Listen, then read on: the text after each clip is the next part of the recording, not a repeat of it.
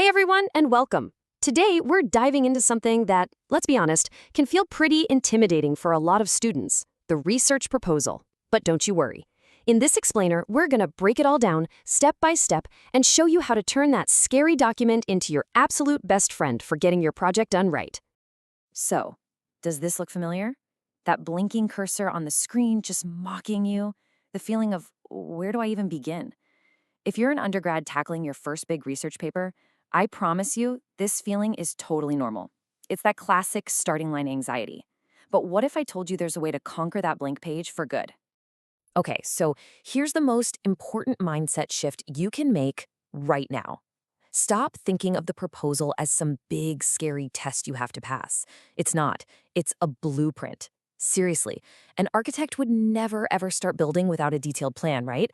Well, that's what this is for you. It's your map. It's your game plan. It's how you convince yourself and others that your project is worth building.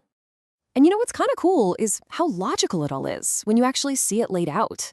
This here is a pretty standard research proposal template, the very thing we're going to pick apart. Yeah, it looks like a big scary list of rules, doesn't it? But really, it's just a series of questions designed to take you from a fuzzy idea to a rock-solid plan. So, let's do this together. We're going to tackle it in a few simple chunks. First things first, we gotta lay a solid foundation. This first part is all about setting the stage. This is your big opening. It's where you hook your reader and tell them exactly what you're gonna research and maybe even more importantly, why anyone should care. So the template basically says your intro has two main jobs. Job number one, get your audience engaged, hook them in, and job number two, tell them clearly and simply what the whole point of your research is. You want to be direct. Don't be mysterious here, just get straight to the point right from the get-go. And this is such a great way to picture how your argument should flow. You start big, giving the general background on the topic. Then you zoom right in, like a camera lens, to reveal the specific problem or the gap in what we know that you've spotted. And finally, you make your case for why it matters. Why is filling this gap so important? And that leads us right into the justification. You should think of this as the real heart of your introduction. It's not just about saying what you're doing. You have to build a powerful argument for why your study absolutely has to happen. This is where you show some passion. You're making your case. All right, so our foundation is solid. Now what? Well, it's time to find our focus. This part is all about creating those guiding stars, the specific questions and goals that are going to keep your project from wandering off course. Okay, this is a big one. A lot of students get tangled up here, so let's clear it up. Your research questions are the big picture inquiries you're trying to answer. Think what, why, or how. Aim for about 3 to 6 of these. Now, the research objectives, they're different.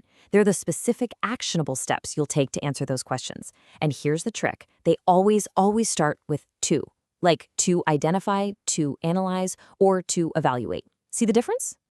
No research project just appears out of nowhere, right?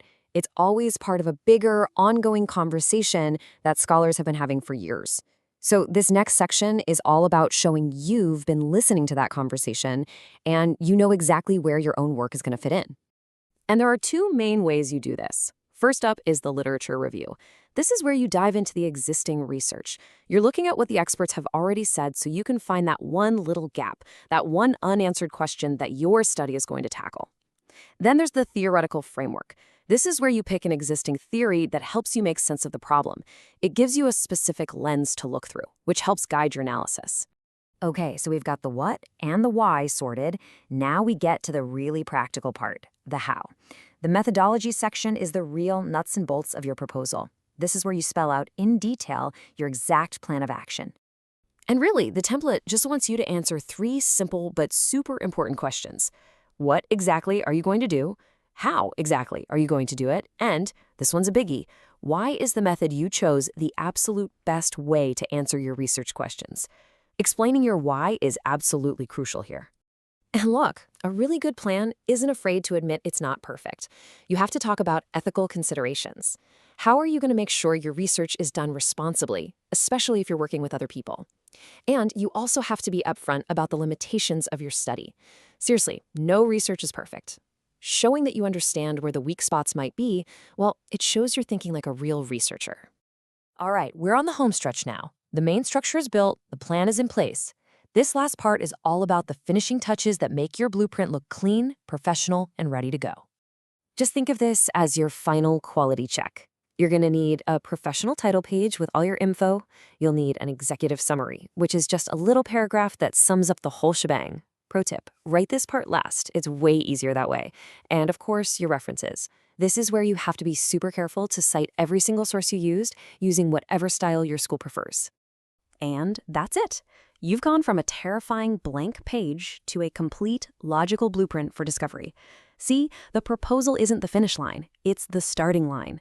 It's the solid foundation that lets you build your research with total confidence. So I guess the only question left is, what amazing new thing are you going to build?